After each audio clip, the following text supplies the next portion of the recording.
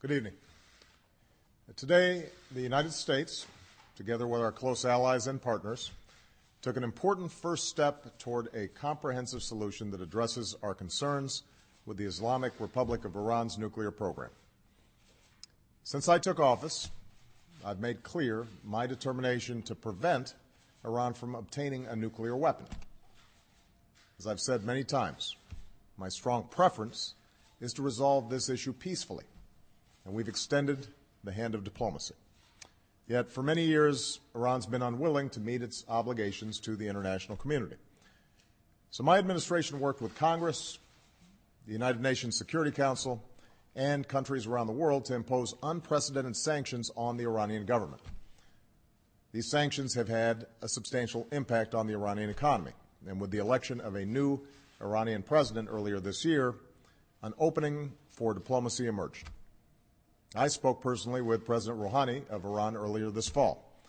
Secretary Kerry has met multiple times with Iran's foreign minister, and we have pursued intensive diplomacy, bilaterally with the Iranians and together with our P5+1 partners, the United Kingdom, France, Germany, Russia, and China, as well as the European Union. Today, that diplomacy opened up a new path toward a world that is more secure, a future in which we can verify that Iran's nuclear program is peaceful and that it cannot build a nuclear weapon. While today's announcement is just a first step, it achieves a great deal. For the first time in nearly a decade, we have halted the progress of the Iranian nuclear program, and key parts of the program will be rolled back. Iran has committed to halting certain levels of enrichment and neutralizing part of its stockpiles. Iran cannot use its next-generation centrifuges, which are used for enriching uranium. Iran cannot install or start up new centrifuges, and its production of centrifuges will be limited. Iran will halt work at its plutonium reactor, and new inspections will provide extensive access to Iran's nuclear facilities and allow the international community to verify whether Iran is keeping its commitments. These are substantial limitations which will help prevent Iran from building a nuclear weapon. Simply put, they cut off Iran's most likely paths to a bomb. Meanwhile, this first step will create time and space over the next 6 months for more negotiations to fully address our comprehensive concerns about the Iranian program. And because of this agreement, Iran cannot use negotiations as cover to advance its program. On our side, the United States and our friends and allies have agreed to provide Iran with modest relief while continuing to apply our toughest sanctions. We will refrain from imposing new sanctions, and we will allow the Iranian government access to a portion of the revenue that they have been denied through sanctions. But the broader architecture of sanctions will remain in place, and we will continue to enforce them vigorously. And if Iran does not fully meet its commitments during this 6-month phase, we will turn off the relief and ratchet up the pressure. Over the next 6 months, we will work to negotiate a comprehensive solution. We approach these negotiations with a basic understanding. Iran, like any nation, should be able to access peaceful nuclear energy. But because of its record of violating its obligations, Iran must accept strict limitations on its nuclear program that make it impossible to develop a nuclear weapon.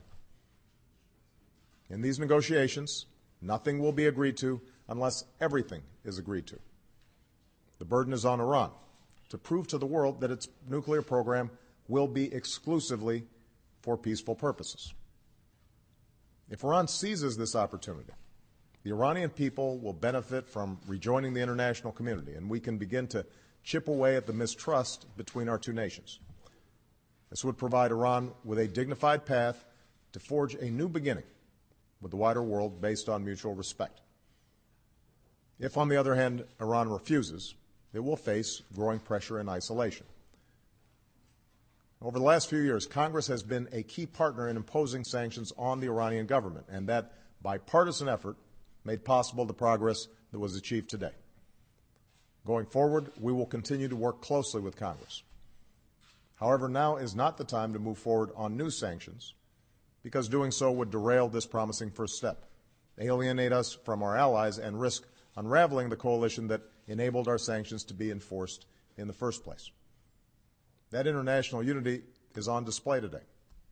The world is united in support of our determination to prevent Iran from developing a nuclear weapon. Iran must know that security and prosperity will never come through the pursuit of nuclear weapons.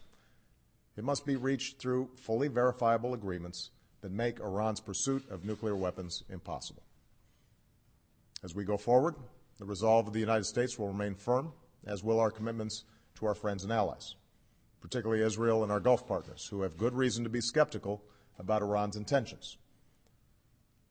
Ultimately, only diplomacy can bring about a durable solution to the challenge posed by Iran's nuclear program. As President and Commander-in-Chief, I will do what is necessary to prevent Iran from obtaining a nuclear weapon. But I have a profound responsibility to try to resolve our differences peacefully, rather than rush towards conflict.